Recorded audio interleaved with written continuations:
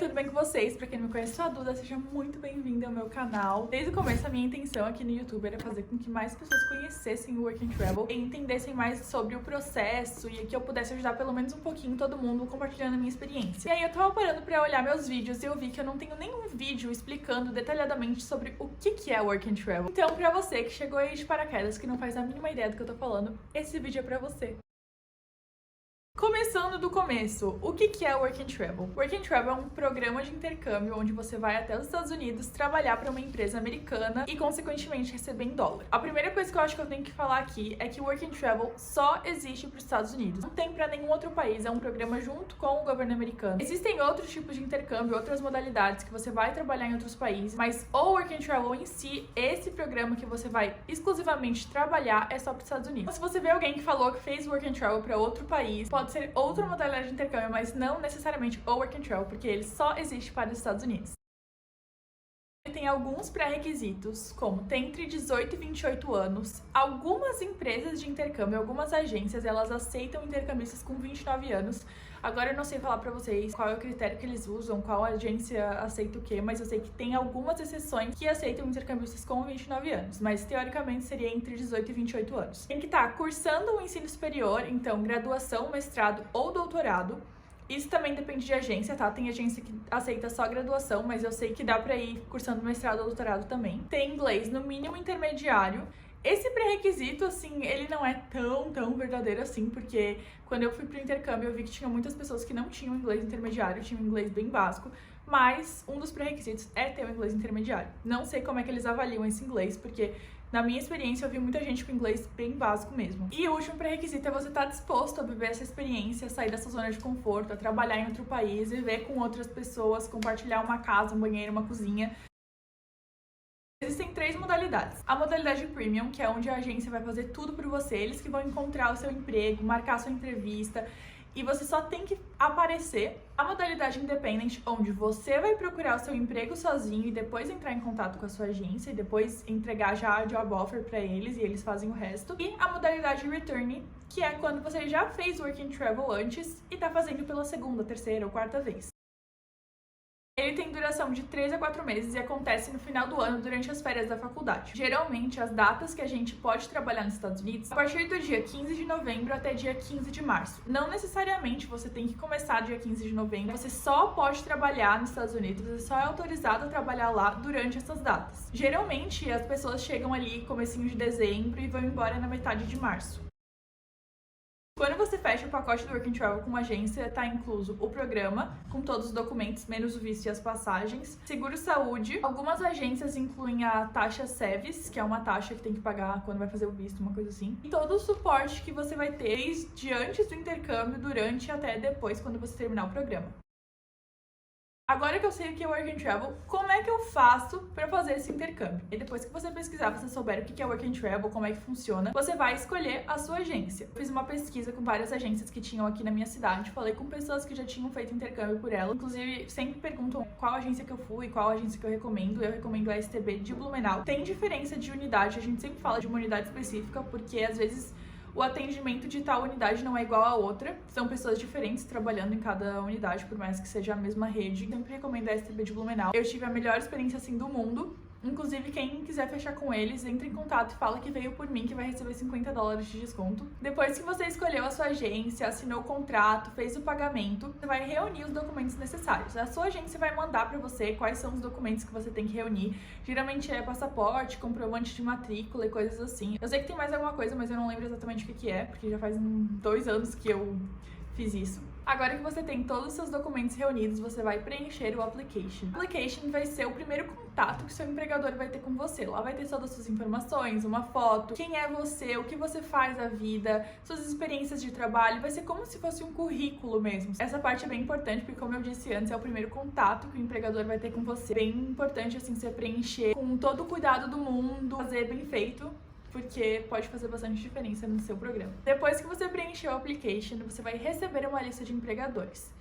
Isso levando em consideração que você fechou o programa Premium, tá? Se vocês quiserem, eu faço um vídeo só falando do Independent. Lá nessa lista não vai estar só o empregador, vai estar o empregador, onde é que fica, tudo que ele oferece, informações, os benefícios, como é que é a cidade, se tem ônibus, o que eles oferecem, se o housing tá incluso, se não tá incluso. Então, todas as informações vão estar lá. Você vai poder ter uma visão geral sobre todos os empregos e todas as vagas disponíveis. E aí você vai fazer uma lista com as suas preferências. Essa lista ela vai mudar assim de agência para agência. A minha agência pedia 10 opções por ordem de preferência. Você vai pesquisar sobre todos esses lugares, você vai ver o que mais se encaixa no seu perfil, o que você mais tem vontade de fazer, onde você mais quer ir. E aí você vai botar na sua lista de preferências e enviar para sua agência de volta. Com a lista pronta, a sua agente vai marcar uma entrevista com a sua primeira opção, caso já esteja ocupada com a segunda e aí em diante. Mas ela vai seguir a sua lista de preferências. Você vai fazer uma entrevista de emprego normal, como se você fosse fazer aqui no Brasil. Essa entrevista de emprego, ela se faz via Skype, é tudo online. Existe também a opção de ir numa job fair. Não são todas as empresas que fornecem a job fair. Job fair é basicamente uma feira de empregos. É um lugar onde eles vão reunir vários empregadores e esses empregadores vão estar lá com as suas bancadas explicando sobre os benefícios, explicando tudo como se fosse aquela lista de empregadores, mas é pessoalmente. Eu acredito que agora, por causa da pandemia, não tá tendo job fair, pelo menos eu não ouvi falar. Mas tem essa opção também. Depois que você fez a sua entrevista, deu tudo certo, passou, você vai receber sua job offer e vai ter que esperar o DS. O DS é o documento mais importante do seu intercâmbio e só com ele você consegue tirar o visto, que seria o próximo passo. Tem gente que depois de receber a job offer já compra as passagens. Foi o meu caso. Assim que eu soube o lugar que eu ia, eu já comprei as minhas passagens, já aproveitei ali uma promoção e consegui comprar as minhas passagens antes de tirar o visto. Depois então que recebeu o DS, você vai tirar o seu visto ou comprar as passagens, dependendo da ordem que você escolher. E aí é só esperar o dia do seu embarque, embarcar e ser feliz. Sobre valores. É meio complicado falar sobre valores porque, pela minha experiência, assim, altera bastante. Eu vou falar aqui o que eu paguei no meu primeiro intercâmbio, que eu tô pagando no segundo, porque o segundo geralmente é mais barato. Primeiro eu fui de Premium e na época eu paguei $1.800, fiz em 2019. O segundo intercâmbio eu fechei como Returnee e eu fechei no ano de 2020. Como tava rolando, assim, bem o auge da pandemia, ninguém sabia como é que ia acontecer, eu consegui um desconto, então eu paguei $1.300. Os preços variam bastante, esses tempos eu dei uma olhada e eu vi que tava custando $2.300, então assim, eu não tenho como falar pra vocês o valor exato, porque sempre muda e vai mudar de agência pra agência, de modalidade pra modalidade.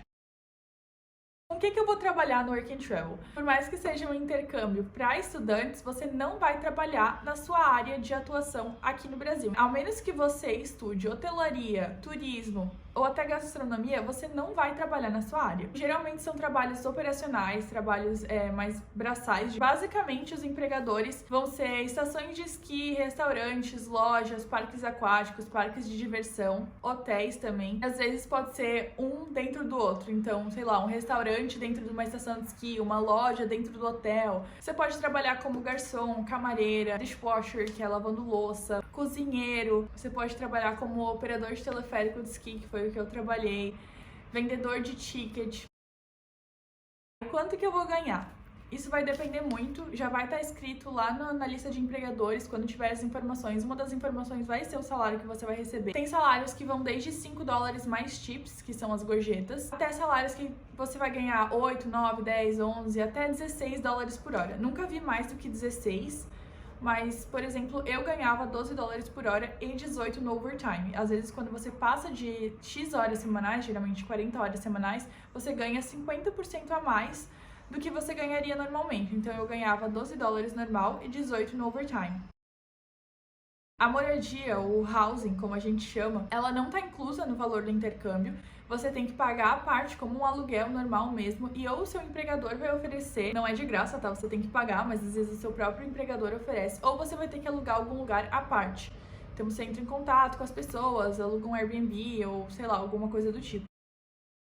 Por último, mas não menos importante, depois que acaba o seu visto, depois que você chegou na data limite de trabalho, que geralmente é no dia 15 de março, você tem direito há um Grace Period. Grace Period é um período de 30 dias que nós intercambistas temos direito de ficar nos Estados Unidos viajando. Você não pode trabalhar durante esse período, mas você pode ficar lá viajando. Não necessariamente você precisa fazer, se quiser terminar de trabalhar e já voltar pro Brasil, fica a seu critério, mas você tem direito a esse tempo. Então, gente, o vídeo de hoje foi isso. Foi mais rápido do que o normal, mas é que eu acho que eu precisava vir aqui explicar com todos os detalhes o que é Work and Travel. Se você gostou, não esquece de dar um like, se inscrever aqui no canal, me seguir em todas as minhas redes sociais que vão estar aqui na descrição e na tela também.